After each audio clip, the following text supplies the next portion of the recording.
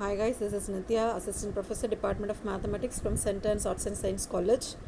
Today we are going to see the theorem 34, that is, if Sn and Tn are the sequences of real number, if limit Sn equal to L and limit Tn equal to M, then limit Sn Tn equal to Lm.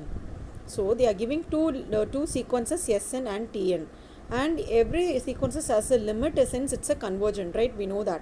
So Sn has a limit as L and Tn has a limit as M. So, and therefore we are going to prove that limit Sn Tn equal to Lm. Okay, so proof. So given that, first write the given, what are the things given. So we have to prove Sn Tn equal to Lm. So for given epsilon greater than 0, we must find n belongs to I such that modulus of Sn Tn minus Lm is less than epsilon, where n is greater than or equal to capital N. That is, this is by the limit of the sequence definition. So consider modulus of Sn Tn minus Lm can be written as Sn Tn minus Tnl plus Tnl minus Lm. That is, if we are cancelling, we are getting the same answer only. We are splitting for our convenient. Now take the Tn to be outside for the two terms, so Sn minus L has to come. Likewise for L, you can take it as outside, so Tn minus has to come. So L and Tn is a common for these two terms. Now split us separately, which is less than or equal to modulus of Tn into modulus of Sn minus L plus modulus of L into modulus of Tn minus M. Take this as a first equation. Now given that, we know that there is a given condition that Sn has a limit as L and Tn has a limit as M. So for a given epsilon 0, there exists n belongs to I such that modulus of Sn minus L is less than epsilon by 2 into modulus of Tn, and modulus of Tn minus M can be written as less than or which is less than epsilon by 2 into modulus of L. Take these two as a second equation. Now substitute the second equation values into the first equation values in the place of that. So modulus of Sn minus L, so Tn into that term, so Tn get cancelled, right? Modulus of Tn and Tn get cancelled. Likewise this side also modulus of L and modulus of L get cancelled. So we are getting the answer as epsilon 2 by epsilon 2, that is 2 epsilon by 2, that is after 2 cancelling we are getting the answer as epsilon, so which is less than epsilon. Therefore limit Sn Tn is equal to Lm. This can be written as limit. If you are applying the limit, we are getting the answer. So hence proved. Next theorem, if Tn is a sequence of real number and if limit Tn equal to M, where M is not equal to 0, then limit n tends to infinity 1 by Tn equal to 1 by M. So let us see the first case. We assume that M is greater than 0. Okay, so we are going to prove this one. Now for epsilon greater than 0, we know that modulus of 1 by Tn minus 1 by M, which is less than epsilon. Therefore cross multiply M minus Tn divided by M into Tn, which is less than epsilon. Then separate the modulus on numerator and denominator, which is less than epsilon. We know that is the given condition is limit Tn equal to M, that is the sequence Tn has a limit as M. So for given epsilon greater than 0, there exists epsilon is equal to M by 2. Let us take epsilon equal to M by 2, since we are having the limit as M. So definitely the epsilon value should be very lesser. So we are taking M by 2. So modulus of Tn minus M is less than epsilon. Therefore the epsilon value is M by 2. So we can apply. Therefore Tn minus N is lies between minus M by 2 and M by 2.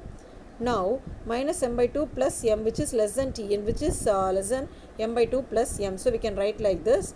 So after cancelling, that is after reducing this, we are getting M by 2. Likewise here, if you are reducing this 3M by 2, therefore Tn is less than 3M by 2 or Tn is greater than M by 2. We can written like this. So we have to take Tn is greater than M by 2, which is the second equation. Now we are taking this value.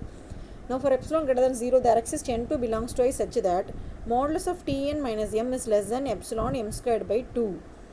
So it can be written like this: modulus of Tn minus M is less than epsilon M squared by 2, where N is greater than or equal to N2, where N2 is a set of all positive integers I know. From there we are taking N2 value as per the definition. Take this as the third equation.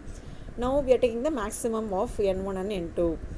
So substitute 2, 3 in the first equation. So what will happen? Modulus of Tn minus M divided by M into Tn, which is less than epsilon M squared by 2 divided by M into M by 2. So epsilon M squared by 2 into 2M squared, which is equal to epsilon. So using 2 and 3. So therefore equation 1 holds for N is greater than or equal to N. Now we can case 2, M is less than 0. So what will happen? So if it is less than 0, we are using the linearity property. So limit n tends to infinity, c Tn equal to Cm. So taking c equal to minus 1, what will happen? Minus Tm. So now by the case 1 result, it is true for m is less than 0. Therefore 1 by Tn is equal to 1 by m. So hence proved. Next theorem.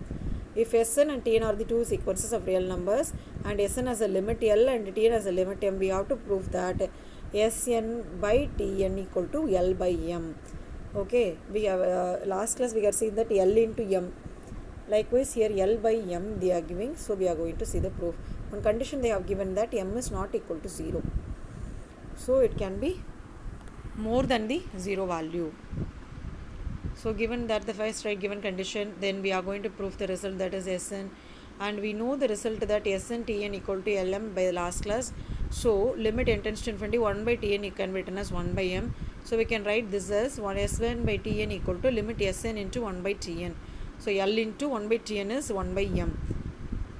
So L by m is not equal to 0. So we are getting write the result as L by m. So hence proved. Next we are going to see one result. If sequence Sn is a bounded of real numbers and Tn converges to 0, then prove that Sn into Tn converges to 0. So if Sn is a bounded sequence and of real numbers, everything is in real numbers. So Sn is a bounded sequence where they have given the condition Tn converges to 0. If the both condition exist, then we are going to prove Sn Tn sequence converges to 0. So we can see the solution for this result. So given right Sn is a bounded sequence, so we know as per the definition, bounded sequence definition formula definition, there exists a real number m greater than 0, modulus of Sn is less than or equal to m. Now modulus of Sn Tn, which is equal to modulus of Sn into Tn, which is less than or equal to Sn is m, so m into Tn. Take this as a first equation. Now given that Tn n equal to 1 to infinity converges to 0. Yes. So for given epsilon greater than 0, see this is second condition they have given. So n belongs to I, Tn minus 1 is less than epsilon by m as per the definition. So Tn can be written as less than epsilon by m. Take this as second one. Now substitute 2 in 1. So what will happen? Modulus of Sn minus Tn minus 0 is less than m into epsilon by m. After cancelling m, so less than epsilon, therefore it tends to 0. Obviously Sn Tn converges to 0. So hence proved. So today we are seen the 3 theorems with one result. So go through it. If you have any doubts, just approach me.